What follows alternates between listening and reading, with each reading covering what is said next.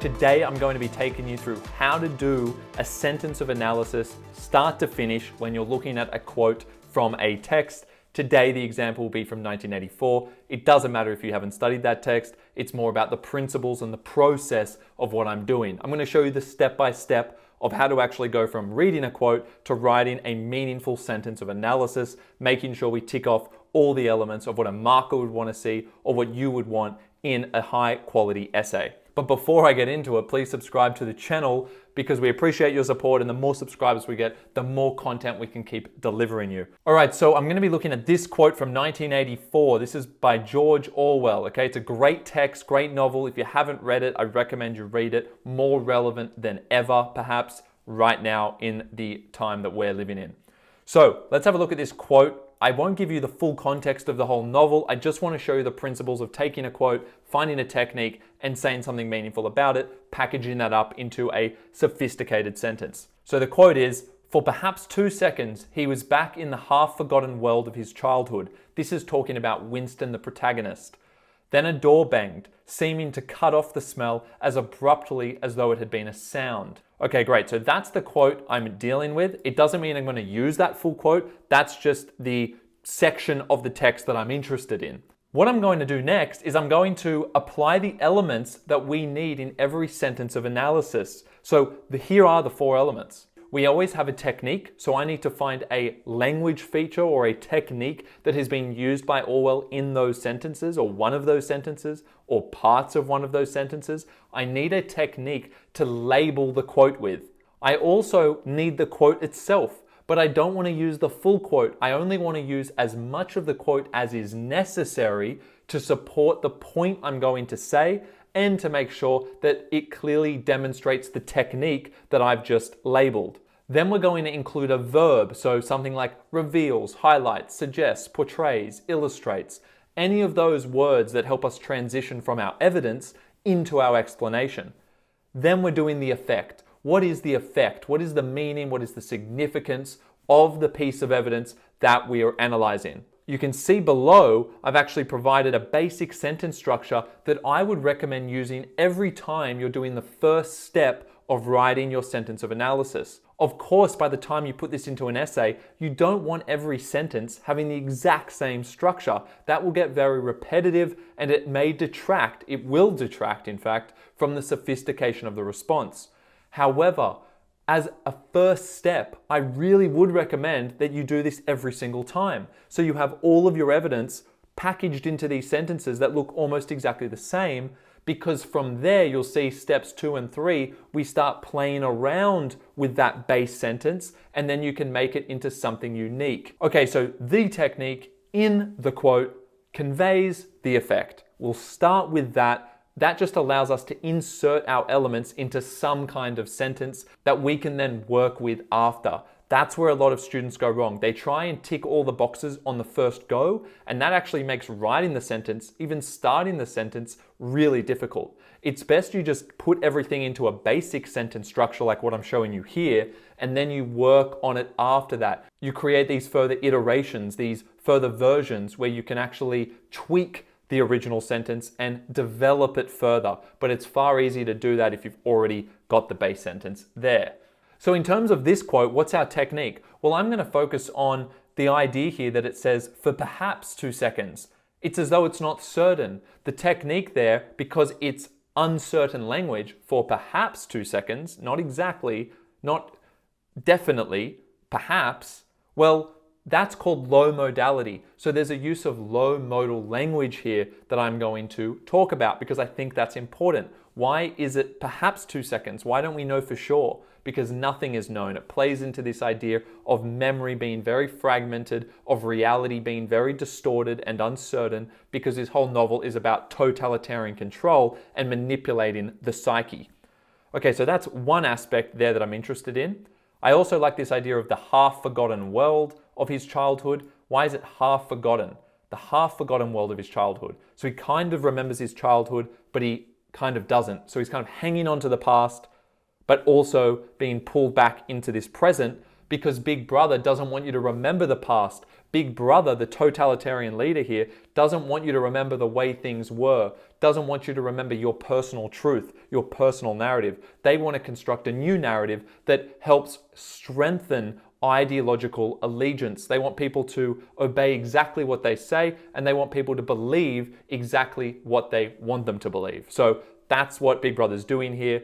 We can see here the struggle to preserve your memory because we are being so brainwashed with all of this new information, and all of the truth of the past has been eliminated in this world. So that's why it's the half-forgotten world. People are forgetting who they used to be, their family, how things used to be, because we don't want any old world to compare the new world to, because the new world is not pretty. So if you have an old world that looked a lot better, that might encourage you to resist, to rebel against the current state. Whereas if you can't remember the old world, then why would you actually feel the need to rebel? Maybe it's always been this way. So you see here, this quote is about the manipulation of reality, the manipulation of the past, and it's showing that through this uncertain memory of the protagonist's past. Now, what I've just explained there is really the effect part of the sentence. So we're going to say something to do with that. I want to say it in a very concise way, more concise than how I just explained it, but hopefully that helps with your understanding. Now I'm going to apply the basic elements of the sentence as described. So you can see the low modality, in, then the full quote. Again, I'm not going to keep that full quote because it's far too long, but I'm doing it for now. It's a starting point. Embrace the starting point. And then you can see I said emphasizes, and then here's my effect. The extent to which Winston is torn between a fragmented past and a disjointed present. Okay, now you could do something more with that. You might want to elaborate on that a little bit to connect it to the particular question that you're answering in an essay. But more or less, that's a pretty decent effect to have as a generic response. Notice here the most important part of this effect, and this is what you need to grasp in this first step. This is what I would be putting all my attention on in this first step. It's all about the effect. That's where all of the marks are coming from. You just need to tick off the other elements for now. The main thing you want to focus on is having a clear connection in the effect to the words of the quote. And notice how I've done that here with fragmented past. By saying fragmented past, that clearly relates to a half-forgotten world of his childhood. So half-forgotten world, because you only half remember it, it's clearly fragmented. It is not a coherent, holistic memory. You can only remember little parts of it. You can only remember fragments of it. So it's a fragmented past. Why past? Because it says childhood. So do you see how the words of my effect have a clear connection that even a marker could see as they read through it to the words of the quote? I'm not repeating the quote, I'm not translating, I'm actually saying something meaningful by saying Winston's torn between that and a disjointed present, but the marker will clearly see that's the most key thing to understand. There needs to be something in the effect part of the sentence that clearly connects with the words of the quote and/or the nature of the technique. Now our second step is to start changing this around. Instead of saying the low modality, I'm actually going to say Winston's because I want to contextualize the quote and make it flow. I want to let the marker know who or what I'm talking about as early as possible. So Winston's low modal experience of synesthesia after smelling real coffee. Now that was the part I didn't actually show you in the extract, but that was what was going on if you were to read more around that extract. So he's smelling real coffee and it takes him back to the past. Now why have I added that in? It wasn't in the quote. Again, because I want to give context to the quote. I want to make sense of it to the marker or to the reader, but I don't need to provide the full context, just enough so that we can situate this quote within at least its micro context. What was happening roughly at the time that those words appeared in the novel? Okay, so you can see I've done it quite concisely. Winston's low modal experience of synesthesia after smelling real coffee. Notice the next bit, comma, where. I added in where instead of saying in for perhaps, because it doesn't flow. We want the quote to flow as though it was part of a normal sentence without the quotation. So you can see by adding the word where, it actually flows nicely onwards as though it's part of the sentence without even being a quote. Listen to this.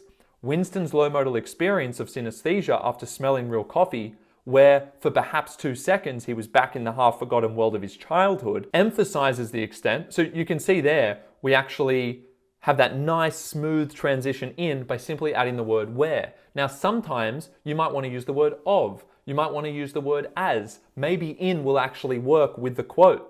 But notice how I used where there to ensure that it flows like a normal sentence. So play around with the words that you use just before going into the quote and try and make it so it flows smoothly. The other thing to note is clearly I haven't used all of the original quote. You can see the difference here between step 1 and 2. I've actually omitted the second sentence. Even though I like the second sentence because it has the synesthesia, which is this mixture of senses, so sound and smell being mixed together, that's what synesthesia means, a mixing of the senses. Even though it had that, I decided to prioritize the first part of the sentence, and because the first part of the sentence has my low modality in it, perhaps, I chose to keep that one. But an important thing for me to even point out here is the for was actually a capital to begin with. So technically, I shouldn't just make it a non-capital. I shouldn't make it lowercase. I should actually show that I've changed it. So because it originally was a capital F, it was at the beginning of the sentence, and I've changed it to a lowercase f, note here that I'm going to put square brackets around the F to show, hey, this F didn't used to look exactly like this. So you can do that when you manipulate the original quote to flow into your sentence, because it doesn't make sense to have a capital letter in the middle of the sentence. That's why I don't want to keep the capital F. Although if you did that, it wouldn't be the end of the world because it is a quote, but I just like to have it fully in sync with a normal sentence. So I make that capital F a lowercase and I use a square bracket to show that that is the part of the quote that I have altered. You can also see, because I said Winston's low modal experience, I no longer needed to say emphasizes the extent to which Winston, because I've already said Winston. So I've actually extrapolated from that and said emphasizes the extent to which the individual psyche is torn between, which is much better because now I'm generalizing. I'm using Winston to make a more general comment about what the novel is about. So it's no longer about one particular character. This is about the individual more broadly. So that is a far more sophisticated way to talk about it. And then I have been able to preserve the rest. Now let's look at the last step here, step 3. We want to now integrate some aspect of a macro feature or form and or some reference to context. For this particular one, I'm going to integrate an aspect of the macro form, so the macro feature of the nostalgic undertone of the novel. Because so much of the novel has this kind of nostalgic undertone to it, that becomes a macro feature because it's something that characterizes the text as a whole. So look for those things in the text you're studying, and then what you can do is you can have this nice sentence at the start. And then what you can do is you can have this nice clause at the start of the sentence to bring it in. And you can say facilitated by, I love that start, facilitated by, or reinforced by, or characterized by. Then say what the macro feature is, the nostalgic undertone of the novel. And then we go into what we were going to say in the previous step. So this allows us to address a macro feature while then addressing a micro feature, low modal. So we've got a specific technique and a macro technique blended together nicely by following the steps that I just showed you to do this analysis.